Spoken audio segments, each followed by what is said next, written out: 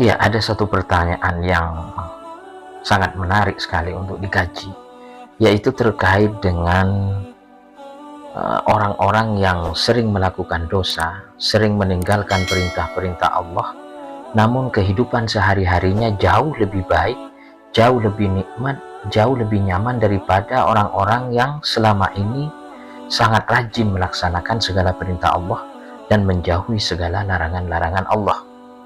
Jadi ada orang yang bermaksiat, sering mabuk-mabukan, tidak pernah sholat, tapi hidupnya selalu senang. Rizkinya selalu lancar, usaha-usahanya lancar, kemudian kehidupan keluarganya juga bahagia, makanan-makanannya sangat enak, dan seterusnya. Sementara orang yang setiap hari melaksanakan perintah Allah, dia selalu sholat berjamaah ke masjid, menunaikan zakat, sholat malam, sholat duha, dan seterusnya, tapi kehidupan ekonominya justru lebih terpuruk dari orang-orang yang sering melakukan maksiat. Nah, ini saudara-saudaraku yang dirahmati Allah, jadi ini sangat menarik untuk kita bahas. Nah, pada intinya dari kejadian ini justru saya ingin mengatakan bahwa kita harus berhati-hati jika kita mengalami kondisi demikian. Jangan berbahagia, jangan terlalu berbahagia kalau kita mengalami suatu kenikmatan, mendapatkan suatu anugerah yang tak terhingga, namun pada saat yang sama kita sebenarnya lalai terhadap Allah Subhanahu wa Ta'ala. Karena inilah yang sebenarnya yang dinamakan istidraj.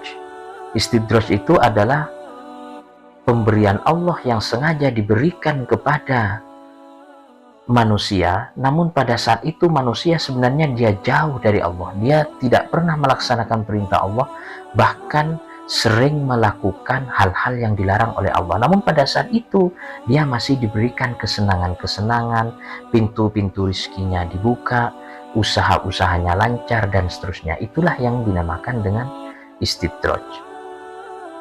Dalam Al-Quran Allah berfirman dalam surah Al-An'am ayat ke-44, A'udzu billahi minasyaitonir rajim. Falamma nasu ma dzukiru bihi fatahna 'alaihim abwaaba kulli syai' hatta idza farihu bima utu akhadnahum baghtah fa idzahum mublisun.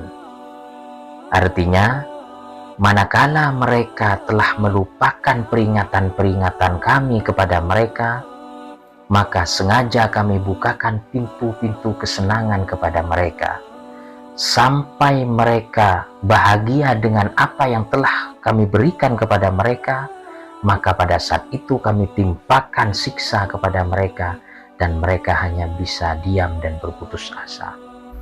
Para muhibbin rahimakumullah, jadi jangan pernah heran kalau kita melihat tetangga kita yang tidak pernah ke masjid, tidak pernah sholat, bahkan sering bermaksiat, namun rizkinya lancar, uangnya banyak, tambah sehat, dan seterusnya. Ya. Karena pada saat itu dia sebenarnya sedang diberikan istidraj, itu bukan nikmat. Dan tidak lama kemudian maka dia akan mengalami suatu siksa yang akan ditimpakan oleh Allah. Oleh karena itu, bersabarlah jika kita yang setiap hari melaksanakan perintah Allah, setiap hari berusaha untuk menjauhi segala dosa, namun doa-doa kita masih belum dikabulkan oleh Allah, karena pada akhirnya doa kita pasti dikabulkan.